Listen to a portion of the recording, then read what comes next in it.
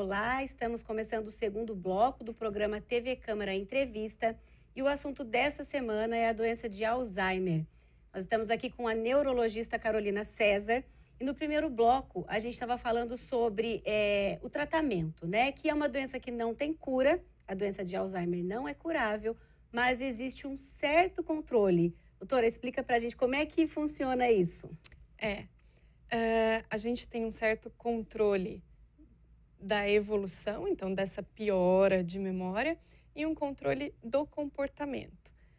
Porque a doença, ela tem um padrão, mas ela não é igual para todo mundo. A evolução depende também do que a gente chama de reserva cognitiva. Então, o que esse cérebro tinha pré-doença. E claro que influi personalidade. Tem paciente que é muito agressivo, tem paciente que é um doce, tem paciente que se recusa a ter ajuda, por exemplo, no banho, e tem paciente que é super tranquilo. Então, não existe uma regra em relação a isso. Então, o que faz o tratamento medicamentoso? É retardar essa piora da memória, entre elas da memória, e controlar o comportamento. Então, dá uma certa qualidade de vida. Embora a gente sempre fale que não existe cura ainda, né? Porque acho que a neurociência tem avançado ainda, eu acho que o benefício que o tratamento traz. Aí você vai falar assim, como eu citei, esse exame do Minimento, ele piora 1 a 2 pontos. Tem paciente que não piora nos primeiros anos de tratamento, mantém relativamente estável, para depois piorar 1, 2 pontos ao ano. E sem o tratamento, essa piora é muito evidente, né? Então, é muito característica as pessoas... E, às vezes, o paciente, a família até relata, ó, fiquei 2 dias, 3 dias sem dar o remédio, muda completamente, desde o humor, o comportamento, linguagem, o paciente fica mais quieto ou mais esquecido, que às vezes dá para notar alguns dias sem a medicação. É uma doença que não tem como a gente falar só do paciente, né, doutora? Porque impacta na rotina de toda a família. Como que é essa relação e como que a família ajuda a fazer esse paciente colaborar nesse tratamento? O cuidador, que pode ser um filho, um cônjuge, uma filha, às vezes nora, às vezes não tem um nível nem de parentesco, mas sempre cada paciente acaba tendo um cuidador ou cuidadora. As pessoas precisam mudar um pouco. Eu acho que o primeiro passo é o conhecimento. Então, eu tenho que conhecer a doença, porque a primeira coisa que quem convive... Porque, às vezes, claro, que a pessoa faz uma pergunta, que dia é hoje? Aí você responde a primeira vez educadamente, tranquilamente. Aí fala, passa mais 5 minutos, ela esqueceu o que perguntou. Pergunta, mas que dia é hoje mesmo? Ou que dia é hoje? Porque ela não vai lembrar que ela acabou de fazer a pergunta. Aí na segunda vez você responde educadamente. Na quarta vez, usualmente quem está do lado fala, mas eu já falei que é o dia, eu já cansei, mas claro, a pessoa não lembra que perguntou. Então, o preparo psicológico e emocional do cuidador é muito importante, porque você precisa preparar não só o cuidador, mas o ambiente daquela casa para as alterações que possam vir a surgir. E, fundamentalmente, eu acho que assim, a primeira palavra que eu falo é paciência, a segunda paciência, a terceira paciência. Então, se é um dia que o cuidador não está bem, por N razões, é bom nem ficar muito, assim, junto naquele momento, assim, antes de dar uma resposta atravessada, porque uma das frases que a gente pede para evitar é falar assim, eu já perguntei, você não lembra? Eu já respondi, eu já disse. A gente não precisa ficar lembrando o paciente a todo momento que a memória dele está ruim, né? O nosso papel é tentar confortar. Então, se uma criança, por exemplo, pergunta 10 vezes a mesma coisa, mas por que isso? Por que assim? Por que assim? Você tem a paciência com a criança de responder 10 vezes a mesma coisa. Por que com o idoso a gente não tem a mesma paciência? Porque a vida, eu acho que a gente precisa mudar um pouco do conceito. É claro que doença de Alzheimer é uma doença que é muito mais comum depois dos 65, 70 anos de idade. Então, tem um maior fator de risco, é o próprio envelhecimento, e contra isso a gente não tem o que fazer. Mas, mesmo não tendo doença de Alzheimer, por que a gente não tem tanta paciência com os idosos?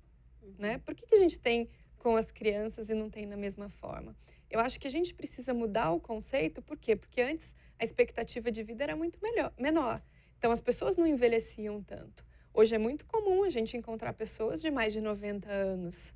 Sim. Então, a gente precisa mudar não só nossa visão, mas sim a medicina, de uma certa forma, amparar e políticas de saúde pública amparar a população idosa. Porque não é só o cuidador de doença de Alzheimer que não tem a paciência que deveria. É uma questão meio ampla, mais cultural, né? Muito. Então, mas a primeira coisa que eu sempre falo é para o cuidador de doença de Alzheimer procurar um apoio psicológico, porque precisa. Sim. Saber que vai errar, porque é humano, então ninguém vai ser perfeito o tempo todo, mas tem que ter muita paciência para responder.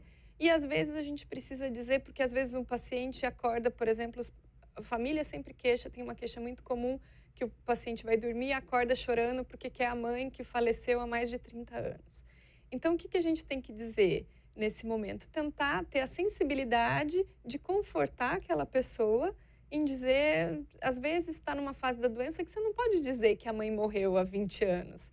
Às vezes você tem que dizer assim, ó, daqui a pouco ela já está aí, ela foi fazer alguma coisa. Então, a gente tem que ter esse jogo de cintura para tentar confortar o paciente naquele momento. Então, tem que ter a sensibilidade. Então, o cuidador tem que ser sensível, mas também tem que ter o suporte psicológico. Sim. Hoje a gente tem grupos de apoio, e que eu tenho maior orgulho de falar, que tem a Abrase, funciona em Taubaté, funciona em várias regiões da cidade, que é uma organização não governamental, que tem reuniões para os cuidadores uma vez por mês. Então, tem palestras com fisioterapeutas, médicos, fonoterapeutas ocupacionais, que dão psicólogos, que dão esse suporte para o cuidador e vira um grupo ali de apoio emocional para quem cuida, uma troca de experiência e saber o que deve ou o que não deve fazer no dia a dia. É certo, doutora. Quais são como acontece a evolução da doença? A gente está falando de controle e qualidade de vida, enfim, mas ela evolui. Existe uma expectativa de vida? Ou vai viver o tanto que tinha que viver mesmo, mas só que com a doença? Quais as implicações que vão acontecendo? Em média, a expectativa de duração da doença de Alzheimer gira em torno de 10 anos, entre o início de sintomas até o paciente ficar acamado ou não andar mais, usar fraldas, às vezes se alimentar por sonda. Essa é uma média. Mas não significa que chega a 10 anos vai morrer, porque pode ficar nessas condições, usando fralda, não interagindo com as pessoas. Às vezes não precisa usar sonda, mas uma grande maioria precisa. Então, usualmente, o óbito decorre de alguma infecção, de alguma outra coisa, e não diretamente da doença em si. Mas a doença fica aproximadamente 2 a 3 anos, mais com déficit de memória para fatos recentes, lembra muito do passado e lembra quando tinha 5 anos de idade, mas não lembra o que acabou de almoçar, por exemplo. Aí começa a ter desorientação temporal, então não sabe que mês, que ano nós estamos. Depois começa com desorientação espacial, então não reconhece lugares, ruas usuais. Começa desde mais ou menos no 2º ano de doença, em média, pode ter uma alteração de linguagem, esquecer nomes de objetos, as palavras, às vezes, eles até brincam que assim, a palavra não sai da boca, está na cabeça, mas não sai. E começa a ter pausas no discurso, então a linguagem começa a não ser uma linguagem fluente. E até o ponto que, às vezes, fala palavras isoladas e não consegue construir uma frase, por exemplo. Então, o déficit de linguagem acompanha. A depressão, ela pode acompanhar, simular a doença ou simular a doença de Alzheimer. Deprimido, está esquecido. Mas, normalmente, ela acompanha junto também a doença de Alzheimer. Então, seja porque o paciente percebe as dificuldades que ele está tendo, mas os sintomas depressivos são comuns em algumas fases, pelo menos na fase inicial da doença, em que a pessoa tem a percepção que não está funcionando como funcionava antes, né?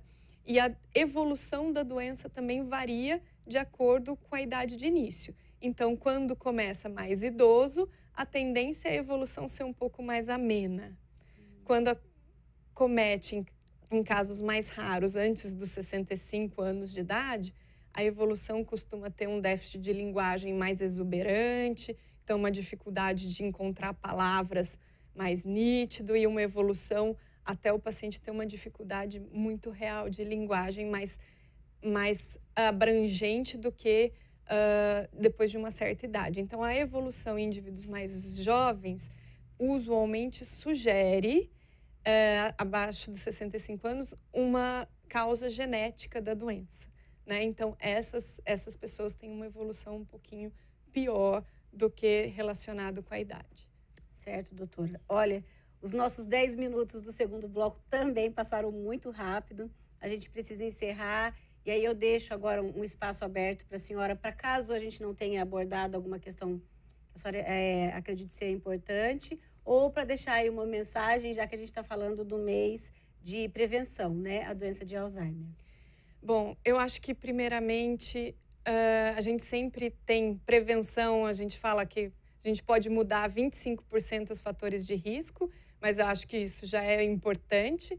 Então, cuidar de pressão alta, diabetes, colesterol, não fumar, álcool em quantidades leves, fazer atividades físicas e estimular a leitura, isso é um jeito da gente prevenir não só a doença de Alzheimer, mas também outras doenças. Mas isso é um fator impactante para a doença de Alzheimer. Doutora, muito obrigada. Eu agradeço a sua disponibilidade mais uma vez e os seus esclarecimentos. E para você que está em casa, agradeço a audiência. E fica aí a dica que o link do programa fica na internet, tá? Existem reexibições do programa na programação da TV Câmara. Então, se você quiser indicar aí para alguém, é um assunto muito interessante. É muito legal a gente espalhar esse conhecimento. Muito obrigada e até o próximo programa.